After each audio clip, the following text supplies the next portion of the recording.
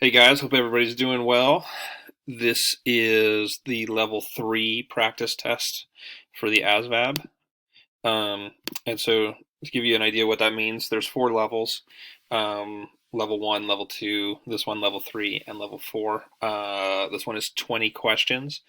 And so what I think you should do is, if you haven't already, is in the description are all the 20 multiple choice questions. Is go ahead and answer those, then watch this video, and I'll go through each of the questions and show you how to solve them. So that's really the way that I would recommend going about it. We also do have a bunch of videos lower down in the description that connect to each of the questions individually. So if you struggle with specific questions or concepts, you can go there and get more detailed information where we have several examples. And also, I should mention we are a mobile app, so the link to that is at the top of the description, and there you'll get like a lot more chances to practice and have the videos customized to you as you're using them, so they're a little bit more useful. Okay, having said all of that, let's go ahead and kick it off here. So this is the first question. Which of the following is divisible by 3? Okay, so this relates to divisibility rules. So there are rules for like when numbers are divisible by 3, 4, 5, and also 6 and 8. So we have a video on that, but to go ahead and each of them have their own little rules. So with this one, divisible by 3, the rule is you add up the digits, and if that number is divisible by 3, if it results in an integer, then it's correct. So let's do an example. All right, so we have 315 is the first one. So the way you do that is you go like 3 plus 1 plus 5. So 3 plus 1 is 4. 4 plus 5 is 9. 9 divided by 3 is 3. Right? And so then we know that yes, this is actually the correct answer. If you wanted to do a different one just to see how it works, if you look at 236, answer choice B, then you'd be like 2 plus 3, which is 5, plus 6, so that's 11, right? 2 plus 3 is 5, 5 plus 6 is 11. 11 by 3 does not equal an integer, with an integer just meaning like a whole number, right? 12 divided by 3 is 4, but 11 divided by 3 is a fraction. Okay, so, and I won't go through answers C and D, but it would be the same thing, right? So that's the rule. You add up the digits, divide it by 3. If the result's an integer, then it's divisible by 3. Okay, so sometimes we have these where YouTube won't let us just write it as a, as a exponent. What am I looking for? Like that, but that's what it'll look like on the test. Okay, so we have x to the third times x to the sixth. So when you see that little caret on your questions, because this is true for exponents, I think show up in one form or another, probably on all these practice tests.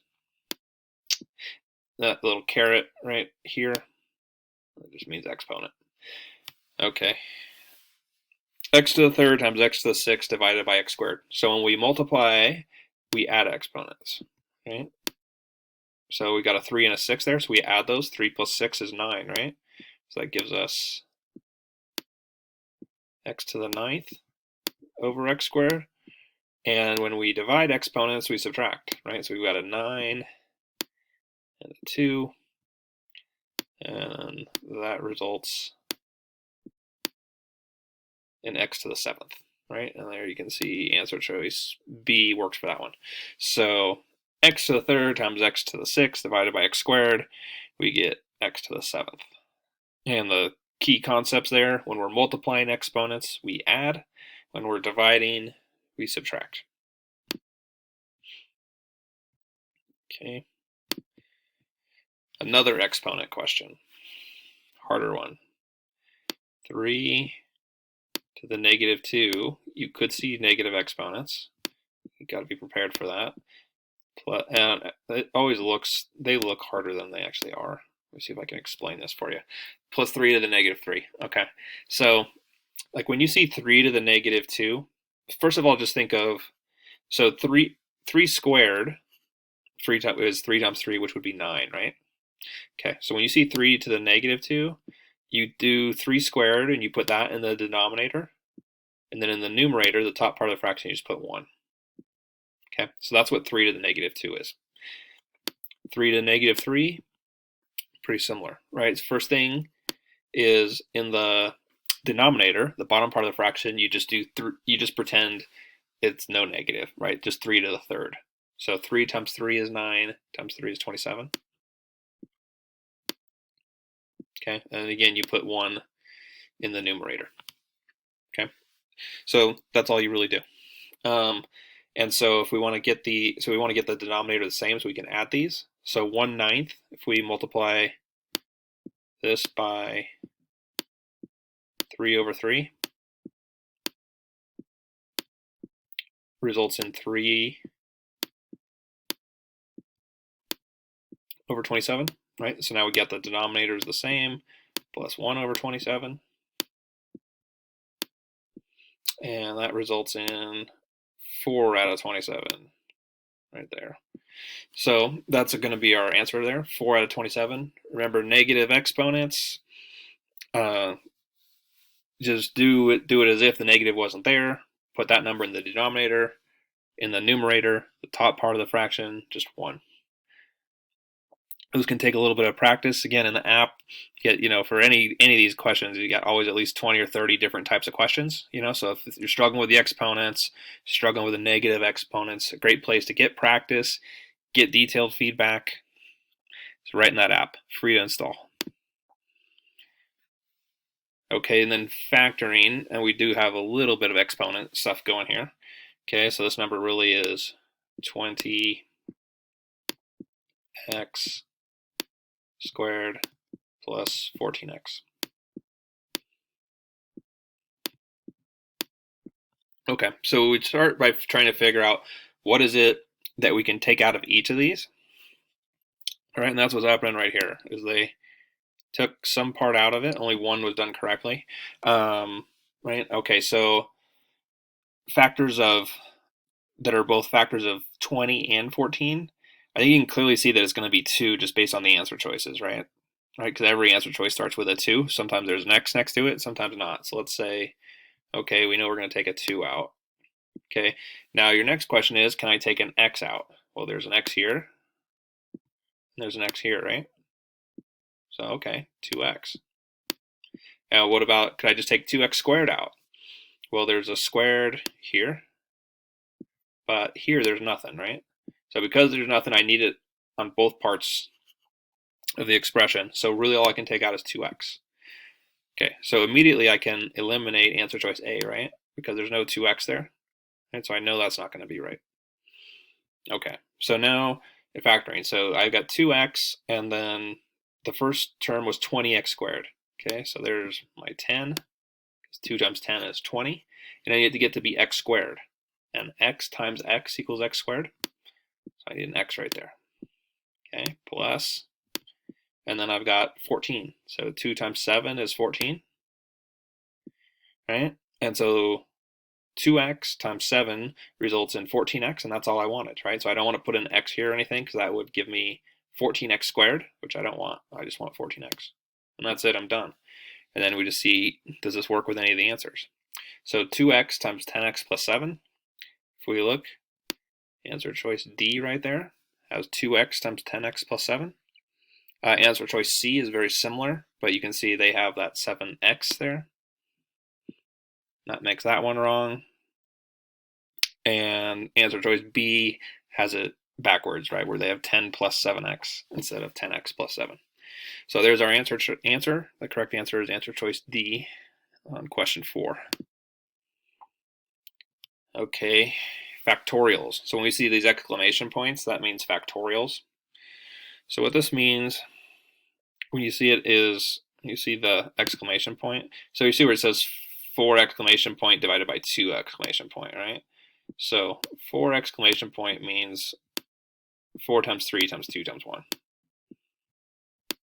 It's just a symbol that means that.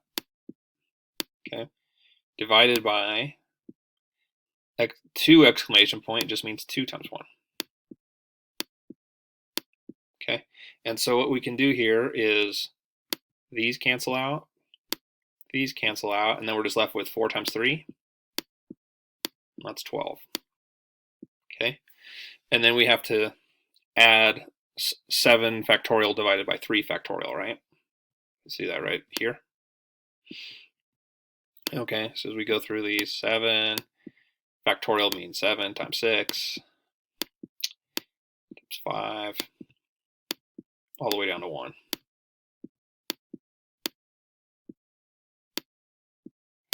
Sorry, it takes a second to write all this out. Times 2 times 1 divided by 3 factorial, right? And that's just 3 times 2 times 1. Okay, so we got this. Whenever we got the same number on numerator and denominator, we can cancel those out. So the 3's and the 2's and the 1's cancel out, and then we're left with 7 times 6 times 5 times 4. Okay, so we'll save doing all the math and just tell you that 7 times 6 times 5 times 4 is 840. Okay, so that number right there is 840. And then remember, we had this 12, right? Because we're adding these two terms together here, right? So we have 840 plus 12 equals 852. Okay, and that's that guy right there. Answer choice B. So that's how you do factorials. First key really is just knowing what they mean. That's probably the biggest thing.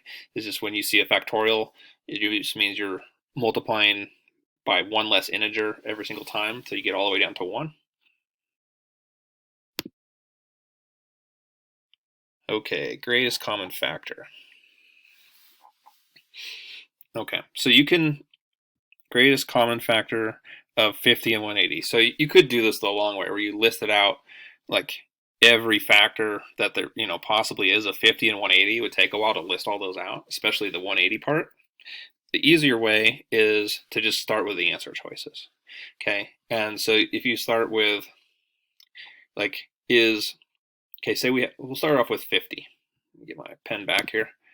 Okay, and we want to figure out, so is 10 a factor of 50? Right, and the way you figure that out is you just take the 50 and you divide it by 10. And does that result in an integer? Again, when I say integer, I mean whole number, right? So not like it doesn't result in a fraction or a decimal. And 50 divided by 10 is exactly 5. Okay, so that works out well. That could be. Okay, and we'll get to the 180 part in a minute. And what about 20? 50, that's answer choice B, right? Divided by 20. Okay, so when we divide 50 by 20, we get 2.5. Okay, 2.5 times 20 is 50. So immediately we can eliminate answer choice B, right? Because 20 doesn't work, right? It needs to be a factor of both 50 and 180, and then whichever number is the greatest, that's the one we like. That's how this stuff is done. Answer choice C, 50 divided by 25 is 2. Okay, so that one works for 50. It is a factor, right? So it could be 25 could be possible. And then finally we have 50 divided by 30, right? And that does not equal an integer either. So we know that can't be right. So we're just left with 25 and 180. Or 25 and 10. Sorry, I don't know why I said 180. Okay, let me erase this real quick. Now we'll apply it to, the more of these you do, the more you can do this pretty quickly. At first, you just take your time with it. Okay, then what about 180? So we only have 2 to consider now, right? 180 divided by 10 equals 18. Okay, so we know that 10 is a factor of both 50 and 180. So 10 could be the answer. And then what about 25? 180 divided by 25 equals 7 point something. Okay, and the way I know that is 25 times 7 is 175. 25 times 8 is 200, right? So I know it doesn't, 180 divided by 25 does not equal a whole number or an integer, which means the only one where it works for both is this guy right here. And so that's our answer. 10 is the greatest common factor of these four options. Okay. Lots of, and again, this is just true for any of these questions, is if you go and look at the video that we're linking to below, it'll be a video that goes, like a video that goes just over greatest common factor. We get several examples like this. The more examples that you see, the better off you are. Really, the best thing to be doing is answering the questions yourself and then getting feedback. And that's where the app comes in. So those are kind of like different levels of instruction you might want to consider. Okay, common multiples of 8 and 12 from 1 to 50. Okay, so we can handle that. So we'll do 8 first, right? Okay, so all you really do is you're just going to list these out. Okay, so we're just going to be adding by 8 every time. 8, 16, 24, 32. And if I do this faster than what you do, that's fine. Just pause it, you know.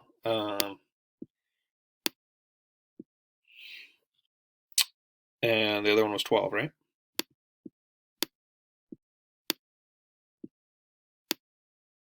So you can think of it either way. You can just be adding 8 every time. 8 plus 8 is 16. 16 plus 8 is 24. Or you can be multiplying by 1 more every time. It's exactly the same thing. So 8 times 1 is 8. 8 times 2 is 16. 8 times 3 is 24. And just going up like that until you get to 50. Either works. Okay. 12. 24. Added another 12 to it. 36.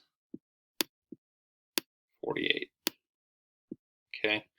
And then you see which of these have the same number for both 8 and 12. And those are the common multiples. 48 also looks the same. I don't see any others that are the same. Okay, so that means it's 24 and 48. Answer choice C. Okay, and then we jump to probability. So there's, I think the next few questions here are going to be probability, and probability questions will definitely be on there, right? So there's a reason why we decided to have 3 probability questions out of 20 here for level 3. It's because they show up a lot. Okay, so here we have 15 red, 9 blue, 6 green balls. What is the probability that a green ball is randomly chosen? Okay, so here's how we do this. So we know that we have 6, whoops. We know that we have 6 are green, right? So we put that right there in the numerator. And then in the denominator, we put all the possibilities, right? There's 15 red. It's going to be a little bigger. 9 blue, 6 green. That's the total possibilities. If we add that up, 15 plus 9 plus 6, 15 plus 9 is 24, 24 plus 6 is 30. Okay, so then we have 6 out of 30. And we would like to reduce that because it's not real easy without a calculator to figure out what that percentage is. Okay, so if I divide both of these by 6,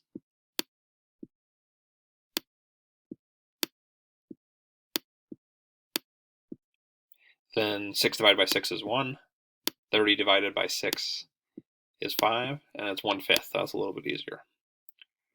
So 1/5 is the same as 20%. Now, if that's not clear to you how I came to that, what you do is 1 out of 5 equals some number out of 100. Because percentages are out of 100, right? You do that and you cross multiply, right? We get 5x equals 100. Okay, and then I would just be dividing each side by 5. Right, so I just get x by itself. And 100 divided by 5 is 20. Okay, and that's our percent, right? The same as what we came with right there. And that's how you go about doing that. Okay, let's do a different one. So a lot of probability questions end up involving flipping a coin, right? Which you always know it's a 50-50 chance when you flip a coin, right?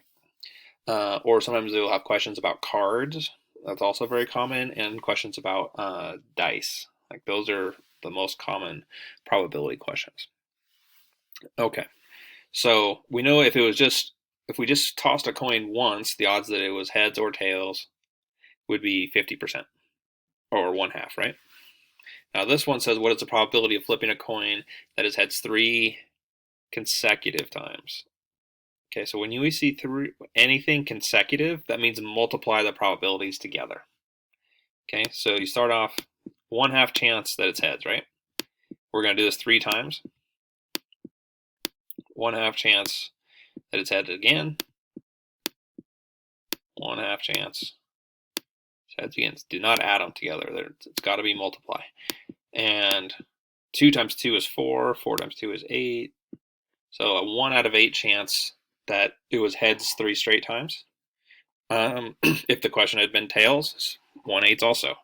Right? So what if it was 4 straight times? All right, then we would just multiply it times 1/2 one more time. Right? So our answer is 1/8. But just to get a little extra practice on this consecutive thing, if it was 4 straight, then that would make for 1/16, right? Okay. That's an important one to remember in your mind, though. If you're asked about probability of events happening consecutively, is you multiply these probabilities together. Okay. So this one is the most complicated, but still very doable and also very realistic.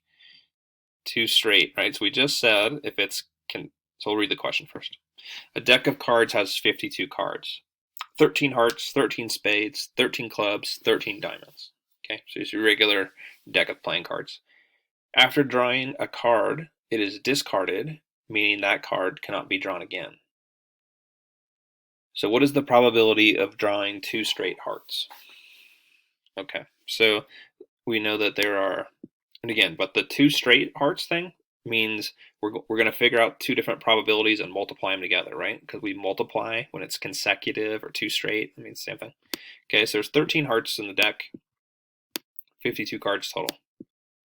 Okay, so 13 out of 52, if we divide each of these by 13, can be reduced to 1/4. Okay, so the first time that I draw a card, there's a 1/4 chance that I will get a heart. Okay, but then let's say I draw a heart, is the next time there would only be, so we start off with 1/4, I'll just drag it over here. For the second card, there would only be 12 hearts left, right? And there would only be 51 cards left in the deck because one was discarded, right? We already had 1 heart that was discarded, and then we're just going to multiply. We'll multiply these together to get our answer. Okay, so 4 out of 12. If we can reduce this a little bit.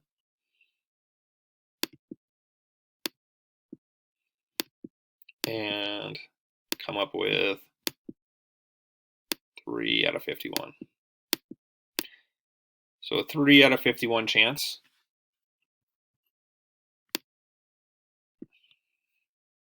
that you draw 2 straight hearts. And so if this question, it could be, so that's our answer, right? But it could, what if they asked for a percentage, right? And again, we don't have calculators to work with for the ASVAB, right? And it would probably say about 6%. That would be about right, because 3 out of 50 is the same as 6 out of 100 if we multiply top and bottom by 2. So that would get, and so 3 out of 51 would be slightly less than 6%, but almost exactly 6%. So you want to be prepared for kind of how to use the math logic to figure that out. Okay, and then we move on to, this is almost for sure going to be distance equals rate times time. Okay. Word problems. So distance word problems are very common. And if I was, and I think I said this for practice test number 2, if I was to just guess at one question that I was most confident was going to show up, it would be a distance equals rate times time. Okay, so let's see what they say here. John drives 50 miles per hour, so that's rate. Whenever you see miles per hour, that means rate, so I'm just putting an R there, for the first 3 hours of his trip. And then 3 hours, already they're telling us time, right? He drives 50 miles an hour first 3 hours of his trip. He then stops for lunch and doesn't drive for half an hour, and then drives another 1.5 hours, averaging 60 miles per hour. How far does John drive on his trip? So we're trying to figure out time. So let's sort of just try to draw this out here. Okay, so it said 50 miles per hour for the first 3 hours. Okay, so 50 miles an hour for 3 hours. 50 times 3. So that means in the first 3 hours he went 150 miles. Yes? Stops for lunch, doesn't drive for half an hour. So that's just like meaningless information, right? So they just threw that to just throw you an extra little curveball. Like it doesn't give us any information about anything we care about. Okay, and then he drives another 1.5 hours, averaging 60 miles per hour. Okay. So far we've gone 150 miles. If we go 60 times 1.5, that's 90. So now he's gone 90 miles. How far does John drive on the whole trip? So I thought this was going to be distance equals rate times time, but it ends up it's easier just kind of multiplying this stuff out. So then all we're left with is 150 plus 90, 240 miles. There we go. Okay. All right, and then another common one is time and a half. That's a very common word problem also. Okay, so it says here Jesse gets paid $10 an hour, but every hour that is more than 40 hours a week, she gets paid $15 an hour. And that's what it means, time and a half, right? $10 an hour times 1.5 equals 15. Last week she worked 50 hours. What did she average making per hour? Okay, so we start off with, she goes the first 40 hours of the week at $10 an hour, right?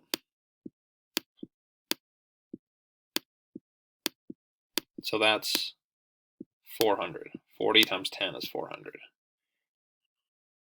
Okay, but she worked 50 hours, so there were 10 extra hours that she worked to get us to 50. And on those hours, she got paid $15 an hour.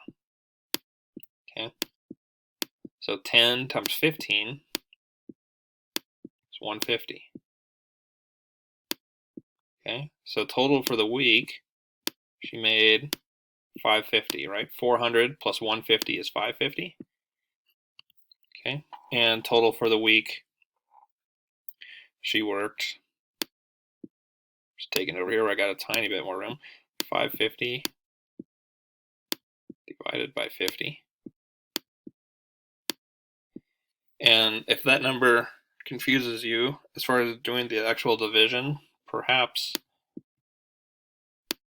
55 divided by 5 is a little bit easier, right? We just took a 0 off the numerator and the denominator. 55 divided by 5 is 11. Okay, and so that means our answer is answer choice A, $11 an hour. Okay, so that's important stuff to be familiar with. That's a pretty common working overtime question for time and a half. Okay, jumping over to triangles. one leg of a right triangle is 9, hypotenuse is 15. What is the value of the other leg? Okay, so this is asking us about Pythagorean theorem. And what that means is a squared plus b squared, shoot,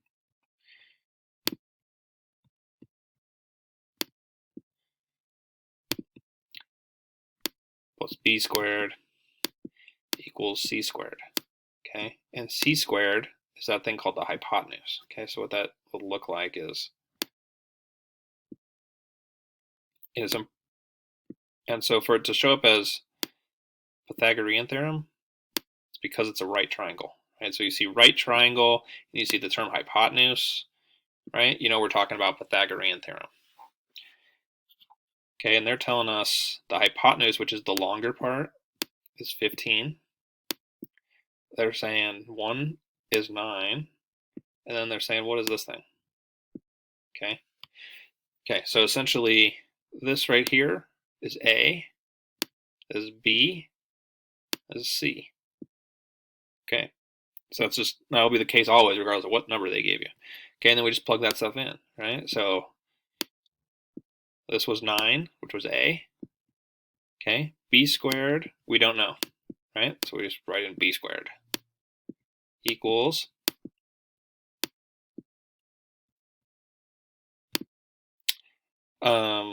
C squared, right? Or because this is going to be C, right? The hypotenuse is C, 15 squared, right? So we're just plugging that stuff in. Okay, and as we pull that down, 9 squared is 9 times 9, so that's 81. Again, we don't know what B squared is yet.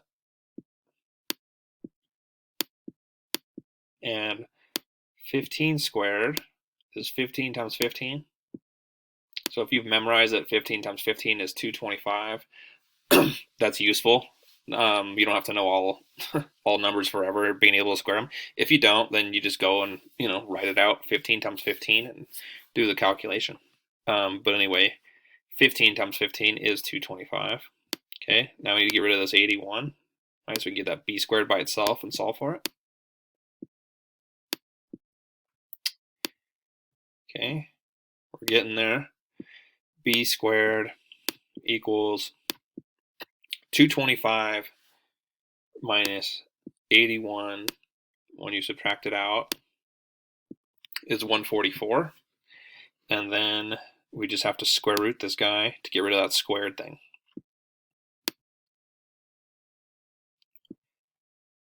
Yeah, and once we've done that, the square root of 144 is 12. 12 times 12 is 144. Okay, and that will be answer choice C. So you end up doing quite a bit of things there, right? So it's worth seeing some more examples. If that seemed confusing to you at all, I would definitely check out the video that connects to Pythagorean theorem and triangles.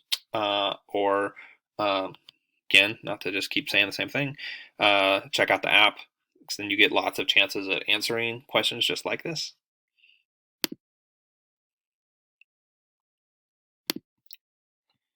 Okay, and then area of a square is 400. What is the length of each side? Okay, so you have a square.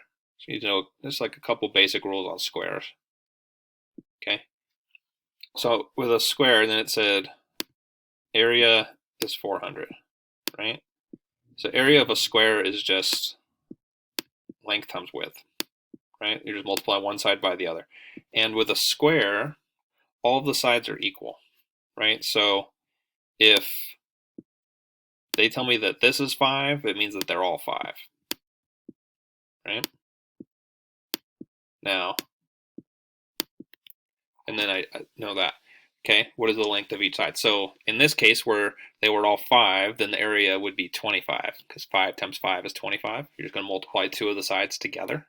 And we're trying to multiply 2 of these sides together to get to 400, right? Okay, and so you're trying, and then you just look at the answer choices. So if you know that 2 times 2 is 4, then we would like to know also that 20 times 20 is 400. Okay, so you remember like on the last question, like I knew that 15 squared was 225. So like I don't know what 14 or 13 squared. Well, I do know what 13 squared is. Like there's a lot of numbers as you get into like 17 or 18. Like I don't know, but it would be nice to know that 15 squared is 225. 20 squared is 400 because 2 times 2 is 4, and you add 2 zeros. 30 squared is 900, right? Because 3 times 3 is 9, and you add 2 zeros. If you don't, then you just got to go and do the math, right? Then you just, go like, okay, what about 20, right? And you'd go 20 times 20, and you'd go through the process of multiplying the thing out, and you'd get 400. Okay, so either way, you get the right answer, but it is a time test, so knowing like some of the bigger the numbers that will show up more, like a 20 or a 15, saves you a bunch of time so that you can have a little more time on the trickier problems and not be worried about running out of time at the end of each section. Okay, so here we got 8 plus 4x minus 2x minus 3.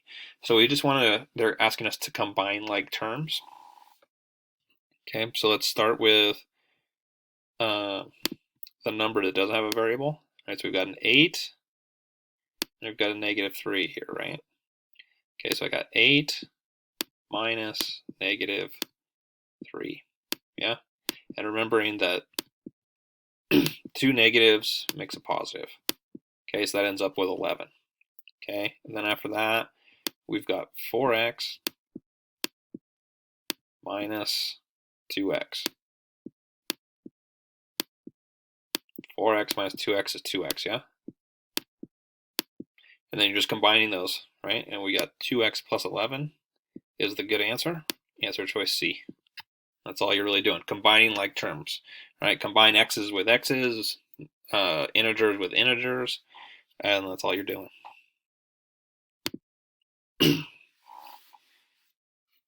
Okay, 16. So we got 5 questions left. Okay, a factoring question. So I think this is our second factoring question, I believe. All right, so we got a squared minus 10a plus 25. Okay, and then they give some answers. One thing worth mentioning, this, like hardly ever is none of the above going to be the correct answer, right? It's extremely rarely. So like you'll have to be absolutely certain that the other 3 are wrong. I would just start off by saying it's not going to be none of the above in a math question. Okay, and then the way that we set these up is you have this, and this is going to show up again in some level 4 stuff with quadratic formulas. So it's likely that this factoring stuff that you're going to do here is worth more than one question on the test, which means it's pretty important. Okay, so what we're going to have is so you're going to have like a number here and a number here. Okay, and we want these 2 numbers are going to have to multiply to 25 but add up to negative 10. Okay, that's just how factoring works. Okay, and so because it's going to have to add up to negative 10, but it has to be a positive number, remembering that when we multiply 2 negatives, it's a positive, is we're pretty sure they're going to be 2 negative numbers, right? Because that's the only way we could get it there, right? So as far as factors of 25, we have 1 and 25, and then we have 5 and 5. 5 times 5 is 25. Okay, so if I had, we'll take this further down here. If I had a minus 1 times a minus 25. Okay, so this would give us positive 25, right? So you go like a times a is a squared. A times negative 25, a times negative 25 is negative 25a.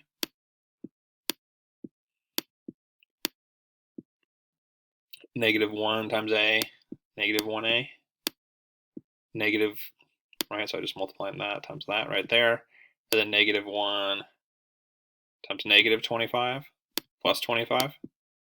Okay, so go through all this process, but the result is going to be a squared minus 26a plus 25.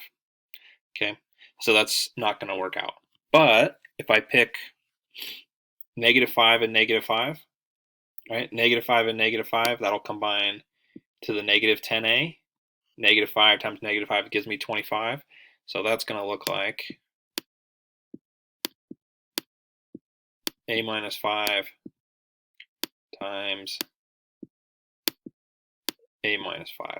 Okay, so that's going to be the correct answer. Okay, as you go to the choices, so they did throw you a little curve, and that there's an answer that says a plus 5 squared, a minus 5 squared.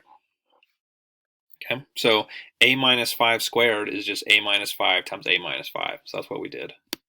That's the right one. A plus 5 squared is just a plus 5 times a plus 5. Okay, so if you see those numbers squared, it just means multiply it by itself. And that's what you got. So the factoring stuff, super important. If confused at all, again, watch the video specifically on factoring down in the description, right? So it'll go into more examples of how to do it, and then hop into the app and practice some too. So you get more and more practice. That's how we get better at these things. Okay, so for these last 4, we jump into this one will be paragraph comprehension. Okay, so and I've said this in all the practice tests for the ASVAB, making sure that this is important, that the way your score shows up is there's 2 math sections. Those are each worth 25% of your score. Paragraph comprehension is worth 25%, and a category called word knowledge, which is basically testing your vocabulary, is also worth 25%. So that's your score. So just remembering, like, hey, paragraph comp, it's worth 25%. It's worth making sure we know how to do this correctly. Okay. When you were doing paragraph comprehension, also within that, so like a category like science, for example, if you want a job in science in the military, it's actually quite important that you do well on science, and it's worth your time to study for it. But if you don't care about getting a job in science, you could get 0 correct on the science section. It won't impact your ASVAB score at all. So even though there's all those other sections, those are just for job placement. They have nothing to do with your score. Nobody will ever see it. So anyway, it's important to know that, so you don't waste a bunch of time studying for all these other sections if you don't care about the job that comes out of it.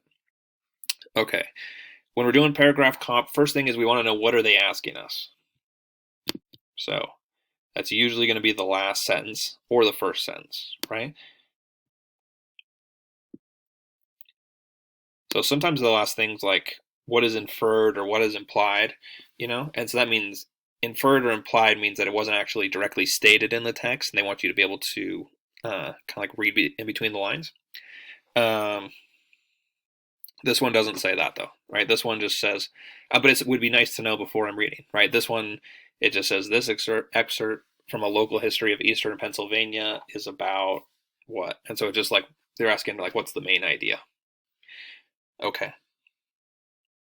So let's read this one. It is clear from most sources that Indians at the time of early settler contact had their villages on both sides of the upper Delaware River. We are lucky to have a great deal of archaeological evidence from local Indian sites due to hurried excavations during 67 and 68. The reason for the hurried excavations was that a plan was afoot to inundate the entire area in the creation of a huge dam project. Okay. Many of the dig sites and discoveries during this period can be attributed to the efforts of environmentalists, archaeologists, scientists, and just plain folks. Had the dam actually been constructed, the entire Natural History Museum and a large part of the Native American heritage of Eastern Pennsylvania would have been lost forever. Okay, so just basically saying, what are we talking about here? So, because I'm reading that, really the big point there is that huge dam project. right? You know, this creation of this huge dam project. That's really what they're talking about. So the excerpt from a local. So what is it about? Abandonment of a dam project, maybe. Disintegration of the Native American population. That's really not the main point of what they're talking about. Okay, so we can eliminate that one. The building of dams and other water projects, maybe. Preservation of a historic site, no. Okay, so as you're doing that, hopefully you can eliminate those two and get it down to what they're talking about. So it ends up, this one is really the more accurate answer, although that could be a little bit tricky for you. But answer C is what they would be looking for, and that's the correct answer. Okay, and then we're jumping these last three into word knowledge, testing out the vocabulary. Okay, so when I'm reading a question is like I'm going to be trying to think of what the answer is before I look at the answer choices. I think that's very useful. Which of the following words means the opposite of conscientious? Okay, so like a conscientious person is very thoughtful about what they do. And so I would be thinking something like unthoughtful, you know, something like that. Okay, and then we look at our answers: righteous, critical, unscrupulous, careful. So this happens a lot where there's one word of the choices that some people at least don't know, and that answer here would be unscrupulous. Now, if you know what the other three mean, that's very useful. So a lot of times people just guess at the word they don't know. Like, oh, that must be it. Well, let's go through them and make sure. Conscientious. So the first one I see that I know couldn't be correct is careful, because conscientious and careful are very similar, right? It's definitely not opposite. So I know careful would not fit into it at all. And again, we're looking for something like thoughtless. Okay, so critical and thoughtless. No, not really. Righteous and thoughtless. Court is a little closer, perhaps. And then you have this unscrupulous. But right now we've eliminated two. Righteous, not probably not. It's kind of vague. That doesn't seem quite right. And then we have unscrupulous. Okay, so in that case, I'm going to assume that perhaps you don't know what unscrupulous means, or at least there will be a lot of people who are watching this who don't. And the way to go about navigating this process is we've eliminated two. We got it to a 50-50 chance of getting it right. Righteous is kind of a weak answer. We can assume unscrupulous to be the answer that we want to go with. Okay, and we move on to parsimony. Parsimony most nearly means, and again, if we don't know what parsimony means, let's see, is there any way to eliminate any of these answers, right? And so when we're looking to eliminate answers, especially if it's a word we don't know, I mean, eventually if there's words we don't know, you're going to be stuck just guessing. And then really the biggest answer is try to dedicate a few minutes each day to reading something. Like a military blog would be my recommendation. And that words like this tend to show up more in military type settings. Generosity, stinginess, willingness, payment. Okay, so none of those. Another thing I could be looking for is like, are there two words there that mean almost exactly the same thing? And I would say that there are not. And so it ends up that parsimony basically means stinginess and somebody who doesn't like to spend money. And one more. Okay, so in the following sentence, what does the word domicile mean? So with sentences, like if we can get them, we like sentences, because then if they throw a word at us that we're not completely familiar with, we're not sure what it means, a lot of times the context, how it fits in the whole sentence, can help us to guess at what the word means. So it says, shortly after he arrived at his domicile, Jack received a phone call. So there's domicile. And they're calling it his, right? Okay, and then we have the answer choices of church, home, office, gym. Okay, and so usually I'm approaching this in the videos as if you don't know the word. If you do know what the word means, then you can just pick the answer. Pretty simple. If you don't know, since he called it his domicile, uh, like I would be thinking if I didn't know what this word meant, that home or office was much more likely to be something that was referred to as his. His church or his gym could be, but it just seemed like it would be most likely to say shortly after he arrived at the gym, Jack received a phone call. So um, anyway, the that process is something you just want to be familiar with because I mean, there's definitely a decent chance that you'll get at least a word or two that you're not completely familiar with. Okay, and so it does end up that the correct answer is home. Okay, so that gets us to the end of the 20 questions for this practice test. If there's anything that didn't make sense to you, please leave a comment below and we will respond. And if there's, you know, videos that you don't think that we have that you would like to see more of, also let us know and we'll get to it. All right, thanks everybody.